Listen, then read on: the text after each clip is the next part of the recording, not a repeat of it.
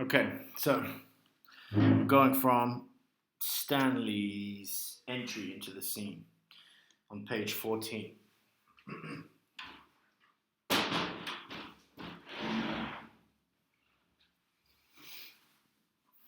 So,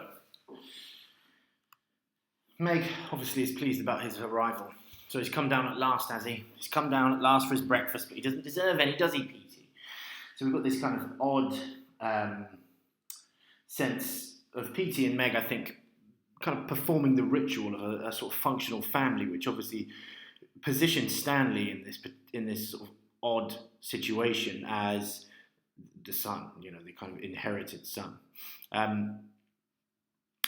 So the first, I think, point that we want to make is about these lines here. You didn't sleep at all, did you hear that, Petey? Too tired to eat your breakfast, I suppose. Now you eat up those cornflakes like a good boy. Go on. Obviously, in this particular moment, the dialogue, I think, is trying to perform that sense of family. But remember, always with Pinter, the subtext is the central component of this. And that's in order to deal with the sense of vacuous isolation.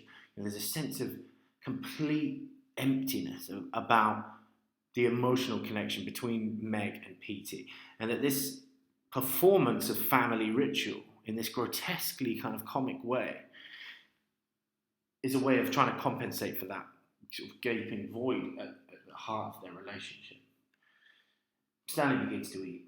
Now, what we see here is an important contrast, I think. An actual functional dialogue that contrasts with Petey's dialogue with Meg. We see here actually how normal conversation, even though it's of the most mundane form, we're talking about the most functional kind of everyday conversation, but it actually has a functionality that is absent from Petey's dialogues with Meg. Stanley says, "What's it like out today?" "Very nice." "Warm?" "Well, there's a good breeze blowing." "Cold?" No, I wouldn't say it was cold. So that, again, even though there's a sort of a ridiculous, absurd element there in this immediate oscillation between two opposite ideas, the questions themselves have the possibility of an answer and are open. Remember, one of the things that Meg does constantly is ask closed questions where there's only a yes or no answer. And the questions themselves then betray the fact that what she's really searching for is just this kind of performance of intimacy. She's not actually interested in the answer to the questions. At the bottom, Meg says, "What are the cornflakes like, Stan?" And this is where we get a kind of jarring moment where this performance of ritual really is taken away, because Stanley, for all of his faults, and this is one consistent theme in the play, does see things clearly. It does reveal that generally his vision of morality and his vision of the way his interpersonal intelligence, whilst not high on, in our regular conception of what constitutes high emotional intelligence, he does understand people. He has some sort of facility for empathy. And what we see here is this kind of blunt honesty, which seems ironic to describe empathy in this kind of hostile response that you see from Stanley at this moment in time. But what it does reveal when Meg says, "What are the cornflakes like, Stan?" and he says, "Horrible." "Those flakes, those lovely flakes, you're a liar, a little liar. They're refreshing, it says so, for people when they get up late." What I think you see here is, through ironic contrast with Petey's dialogue with Meg, his tolerance of her illusions. Petey participates in Meg's illusions and participates in the rituals and empty conversation that masquerades as intimacy, but really is suggesting nothing more than the absence of emotional connection that's at the core of their relationship. And you see that through this contrast with Stanley's kind of honest answer. These are probably, judging by how incompetent Meg is, mouldy cornflakes, old, stale, chewy cornflakes. And then, again, you see that sense of her not really understanding this herself, because she says, "It says so." It says on the box that they're refreshing. I mean, it's a bizarre word anyway, I think, to use to describe breakfast cereal. But then, this is final line is coming back to the idea that Meg is adopting that kind of maternal role for Stanley. Stanley carries on, though. Says, "The milk's off." "It's not. Petey ate his, didn't you, Petey?" And what you can see there is the fact that she's using this as proof of the fact that the milk's off, when actually it's really no proof of that whatsoever. PT may have eaten that bowl of cornflakes purely to sustain Meg and her illusion of the attendant housewife and the mother. So what she really doesn't do here is appreciate PT's tolerance, and it's evident through that misunderstanding that you see in the dialogue. That's right, there you are then. There's a simple, empty trusting of language here. And Pinter's so insistent on the unreliability of communication and language in all of his texts. Stanley says, all right, I'll go on to the second course. He hasn't finished the first course and he wants to go on to the second course. And one of the key things there is you can see that Meg is just so uncomfortable with this, because it's a disruption of the ritual and the pattern that she's familiar with. She's so comfortable in that ritual and that pattern that anything that jars or disrupts that causes her some sort of consternation and surprise. So there we can see this sense of just straightforward disruption that she seems unsettled by. I feel like something cooked, Stanley says. He's got one of the key things that you'll start to see emerge in his interactions with Meg is this sort of sense of complacent kind of laziness and inertia that he exhibits, and that's part of the way that Pinter actually distances him from us in the opening of the play. Meg says, well, I'm not going to give it to you. And there's a sort of playful element to their dialogue again, because it's a guarantee of his attention, if she continually toys with him like this. Give it to him, PT says, probably, just wanting for it to stop. Just please stop this kind of playful, empty tormenting of each other. Meg's knitting at the table on the right. I'm not going to. And I think this is one of those moments where we have a classic kind of Pinterian pause, where the subtext is all important. It's because she's desiring the sense of maternal appreciation, and she's not gaining that from this particular interaction with Stanley. And Stanley says, no breakfast. And he's just as guilty then of this Pinterian subtext here in the pause as a desire for sympathy. And they reciprocate with one another here through these non-communicative acts. And this is a signature moment of Pinterian drama here, that you've got two people at a kind of an emotional impasse. They're at a complete point of no progress being possible. And it's being exhibited through their inability to articulate their feelings rather than because of their communicative faculty. So their lack of communication is what's causing or what's expressing their emotional state here. And their inarticulacy, their inability with language is what's actually is what is dramatically expressive.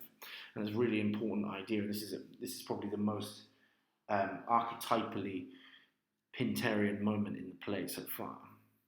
Stanley says, all night long I've been dreaming about this breakfast. Again, he's trying to provoke her guilt, which is fairly apparent. Meg says, I thought you said you didn't sleep. And there's a rare moment here of Meg actually kind of retaining information. She retains info here and seems to possess some sort of critical faculties. And then Stanley sort of exposes the illogical nature of what he's explaining to her, and I think sort of arrogantly betrays its lack of logic, its faulty storytelling, in front of Meg, fully aware of the fact that she's not going to understand and she's not going to pick the flaws in his argument. He says daydreaming all night long, which is a paradox. It's paradoxical that you daydream through the night, and he knows this, and I think he's kind of confidently masquerading his false story as truth. And now she won't give me any, not even a crust of bread on the table. And again, through that pause is that manipulation of Meg's maternal drive that is so vital in understanding her attempt to strike up a relationship with Stanley, of some form of intimacy. And this is a really key part of the audience positioning and the audience distancing that Pinter encourages in this opening act between Stanley and the receiving audience. And I think it's very comparable with the way that Williams treats Blanche in that opening scene, where we are seeing Blanche at her very worst, through all of her faults, through all of her sort of hysteria and her snobbishness and her kind of self-righteous criticism of the lifestyles of other people. We're seeing something very similar here from Stanley of a someone inert and lazy, and someone manipulative, someone that's manipulating someone around them that's entirely innocent to that manipulation, and purely to feed his own sense of laziness and inertia. And he manipulates her even further here. Well, I can see I'll have to go down to one of those smart hotels on the front, and that is the final straw for her. And you can see that through the stage direction. She's rising quickly. No one really seems to do anything particularly quickly in this first act. So that sense of urgency that Meg expresses here shows that Stanley's manipulations have worked. And Meg just says, you won't get a better breakfast there than here. And again, we can probably confidently say that this is another self-deception. The breakfast doesn't appear to be of the highest caliber. She exits to the kitchen and Stanley yawns broadly, and I think this is a really interesting piece of stage business that very clearly reveals to us his complacency with the situation that he's created for himself in the boarding house and with his manipulation of Meg. This reminds me of a kind of lion on the savannah, having the females go out for the kill and to bring the food back for him. He's kind of confidently lazy and inert in this moment. Finally, on this section, she brings it back for him. She brings him some food. Here you are, you'll like this. Petey rises, collects the plate, brings it to the table, puts it in front of Stanley and sits. And so here, we've got these two people. Petey has done nothing. He shows no interest in kind of catering to Stanley's whims, and yet here they are running around. It's very clear from this stage business that what's going on here is Stanley in inert stasis and everyone else moving around, carrying out the action. So he's got this, through this sense of stasis comes this sense of complacency. He's being waited upon like a king at this particular moment in time. And he just simply says, what's this? Fried bread. So he's not even grateful for this effort that Meg has gone through. And here her absurd dialogue returns. Well, I bet you don't know what it is. Oh, yes, I do. What? Fried bread. He knew. Again, this is one of those moments where Meg really sort of pathetically, with intentional movement from the sublime to the ridiculous, a bathos, she pathetically undermines her own intelligence. There's a sort of huge irony about this. I bet you don't know what it is, and he knew. It shows, these two lines here together show that customary lack of intelligence and the inability to anticipate other people's minds, and which is precisely the reverse of what we're seeing from Stanley here, because in the very next line he begins another kind of an assault of manipulation. What a wonderful surprise. It moves to flattery now. You didn't expect that, did you? I bloody well didn't. Well, of course, if he knew what it is, then he did expect it. So again, he's playing into Meg's hands, but also in such a sort of absurdly obvious way that it reveals his manipulations right in front of her very eyes, and she still doesn't understand it. So, he's sort of nakedly exposing the sort of fretwork of his manipulations, the features of his manipulations right in front of her eyes, and she doesn't see that. And here, it's sort of akin to the way that Petey feeds in her illusions, but obviously this is self-interested, whereas Petey's is kind of beneficent and with Meg's well-being at heart. And here it's really just to carry on feeding into this dynamic where Meg waits on him on hand and foot. And Meg later says, your tea! You haven't had your tea! She panics because Petey says he's off out, and he's probably fed up. Well, I'm off. I'm fed up with this ridiculous charade of, you pretending to be his mum and then getting you to wait on hand and foot for him. He's off. He's going out to work. Obviously, she asks another pointless question. She knows where he's going because it's the only place he ever goes. And Meg is particularly bothered here, and you can sense a moment of self-paranoia and failure here. This is a moment where her illusion of being the attendant wife is momentarily fragmented.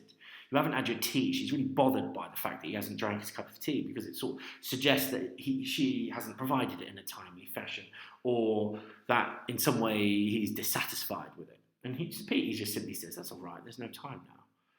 And Meg says, I've got it made inside. And there's a sense of guilt, I think, evident here about perhaps overindulging Stanley at the expense of her husband. No, never mind. See you later. Ta-ta, Stan. Petey completely seems undisturbed, unperturbed by this supposed neglect on Meg's part and leaves. Stanley pounces on this moment, senses her paranoia, and manipulates her in this way as well.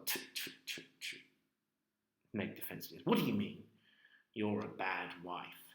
This is a really childish piece of language here. This is something that a parent would say to a child if they were really trying to make them feel guilty. You're a bad boy. You're a bad girl. You're a bad wife. I'm not. Who said I am? Well, he just did. He doesn't respond to that, though. Not to make your husband a cup of tea. And the key thing here is that this is actually untrue. It's not even logically true. It's a fallacy. She has made him a cup of tea. He just hasn't drank it because she's forgotten to give it to him. And he just is terrible. He knows I'm not a bad wife, and this is here where you can see where this sense of guilt that's the subtext above in the dialogue becomes, is a rare moment where it sort of bubbles to the surface. And she's not clear-headed enough at this moment in time to argue back, and she jumps to that conclusion. She has jumped to a conclusion and become self-defensive. Giving him sour milk instead. It wasn't sour, disgraceful. Stanley doesn't even bother to argue with her. He just keeps offering his own opinion because he knows that she won't be able to argue with him back. So this is another feature of his manipulative kind of assault on her that you see in this first scene that really, I think, is part of this overall strategy to distance us from Stanley before he undergoes an intensive traumatic experience of his own. Meg says, you mind your own business anyway, which clearly she doesn't want him to do. She spent the entire act making a song and dance about him, quite literally, and getting him up out of bed. So this is a sort of performance, I think, of being normal. She's pretending to kind of be normal here when really she knows the relationship is not. And Stanley knows this. You won't find many better wives than me, I can tell you. I keep a very nice house and I keep it clean. And this is, again, another one of those self-deceptions. We think very clearly of Blanche here, some of these self-deceptions that she has about her identity as a Southern belle and notions of chivalry that she's expecting to find in others and the way that people's houses should be kept and the values that people ought to live by. All of those are delusions that she is subject to and conjures really for herself in that opening scene in Streetcar. And Meg is guilty of this type of self-delusion as well. Stanley goes, woo! He knows that she's kind of got defensive here. Yes, and this house is very well known for a very good boarding house for visitors. Visitors? Do you know how many visitors you've had since I've been here? Stanley really is the only visitor. And so he's about to kind of pounce on this moment of logic. But obviously Meg is telling herself this because in the back of her mind she knows that the two men have inquired about her. So this is what's allowed her to feel confident about the quality of her boarding house. And the irony is it's precisely that information that gives her confidence that, as we find out later on in the scene, drains Stanley of his. Meg says, how many? One. Who? Me. I'm your visitor. And the fact that she has absolutely no idea about how many people have stayed in the house shows us the extent of her self-deception and her self-delusion.